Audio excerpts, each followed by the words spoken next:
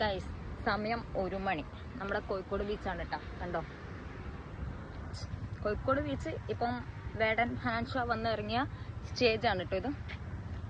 Okay, ഈ ടൈമിൽ ഞാൻ എൻ്റെ മക്കളെയും കൊണ്ട് ബീച്ചിൽ വന്നതാണ്. അത് ഇരുന്നത് ഈ സ്റ്റേജിൻ്റെ മുകൾ സൈഡിലായിരുന്നു. ആ ടൈമിൽ ഇവിടുത്തെ സെക്യൂരിറ്റി പറഞ്ഞു ഇവിടെ ഇരിക്കാൻ പാടില്ല, എലൗഡ് അല്ല എന്ന് ഞങ്ങളോട് പറഞ്ഞു. ഞങ്ങൾ മാത്രമല്ല, ഞാൻ മാത്രമല്ല, ഫാമിലി മാത്രമല്ല, ഇവിടെ വേറെയും ടീംസ് ഉണ്ടായിരുന്നു, വേറെ ആൾക്കാരുണ്ട്. അവരൊക്കെ എണീച്ചു, അതേ സ്പോട്ടിൽ എണീച്ചു.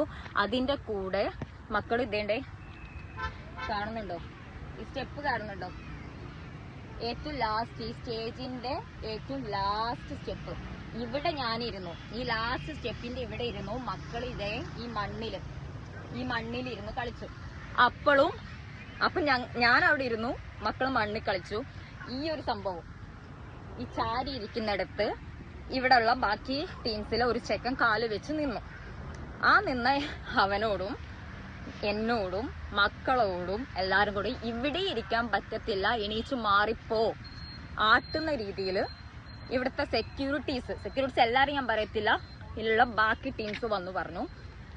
ഭയങ്കര എന്താ പറയാ, ഒരു ഫീമെയിൽ ആണ് ഉള്ള ഒരു ഇത് കൺസിഡർ പോലും ചെയ്യാതെ, ബേബീസ് ഉള്ളത് പോലും നോക്കാതെ ഞങ്ങളോട് എണീച്ച് പോ, ഇവിടെ ഇരിക്കാൻ പറ്റത്തില്ല, അങ്ങനെയാണ് ഇങ്ങനെയാണെന്ന് പറഞ്ഞാൽ ഭയങ്കര റോങ് ആയി. അപ്പൊ ഞാൻ തിരിച്ചു ചോദിച്ചു, എന്താണ് ചേട്ടാ, ഞാൻ ഒരു കാര്യം ചോദിക്കട്ടെ, എന്താണ് റീസൺ? എണീച്ചു പോവാൻ പറയുന്നു, എണീച്ചു, താഴത്ത് പോലും ഇരിക്കാൻ പറ്റത്തില്ല, ഇതെന്താ കല്ല് തേഞ്ഞു പോവോ ഇരുന്ന് കഴിഞ്ഞാൽ, എന്താണ് റീസൺ എന്ന് ചോദിച്ചപ്പോൾ ഭയങ്കരമായിട്ടും ഷൗട്ട് ചെയ്യുന്ന രീതിയിൽ, റഫ് രീതിയിലുള്ള മീൻസ് ഇവിടെ ഇപ്പൊ സീൻ ഉണ്ടായതിന്റെ വീഡിയോസ് ഞാൻ എടുത്തിട്ടുണ്ട്. അപ്പൊ നിങ്ങൾ കണ്ടോക്കെ, ആർക്കെങ്കിലും അറിയാൻ പറ്റുക, അയാളുടെ പേരും കാര്യങ്ങളൊക്കെ അയാൾ പറയത്തില്ല, അങ്ങനെയാണ് ഇങ്ങനെയാണെന്ന് പറഞ്ഞിട്ട് ഇന്നെ അടിക്കാൻ വരുന്ന രീതിയിലാണ് ഇപ്പൊ ഇവിടെ സംഭവം ഉണ്ടായത്. അയാൾ അങ്ങോട്ട് പോയി, ബാക്കി വേറെ 2 സെക്യൂരിറ്റീസ് വന്ന് അവരെ ഇതാക്കിയിട്ട് അവരും കയറിപ്പോയി. അതിലൊരാൾ പേരിന് രമേശ് എന്നാണ് അയാളുടെ പേര് പറഞ്ഞത്.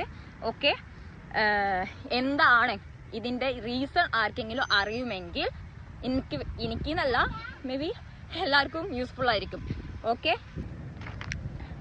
അയാൾ ഇവിടെ ഇരിക്കരുതെന്ന് പറയുന്നത് അയാളുടെ കടമാണെങ്കിൽ തിരിച്ച് ചോദിച്ചു ഞാൻ, എന്താണ് റീസൺ, അതിനുള്ള കാരണം ഞങ്ങൾ കേട്ടു. രണ്ടാമതും പറഞ്ഞു, മൂന്നാമത് ആട്ടുന്ന രീതി വീണ്ടും പറയുന്ന കണ്ടപ്പോഴാണ് മണ്ണിൽ പോലും നിൽക്കാൻ പറ്റാത്ത എന്തുകൊണ്ടാണ് ആ കാരണം എന്നുള്ളത് അറിയാൻ ഞങ്ങൾക്കും കടമയുണ്ടെന്ന് പറഞ്ഞപ്പോൾ അയാൾക്ക് പറയാൻ ആൻസർ ഇല്ല.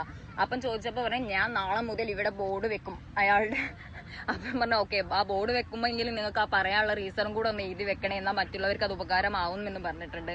എന്തായാലും അറിയുന്ന ആരെങ്കിലൊക്കെ ഉണ്ടെങ്കിൽ കമന്റ് ചെയ്യ്, എന്തായിരിക്കും ആ റീസൺ എന്നുള്ളത്.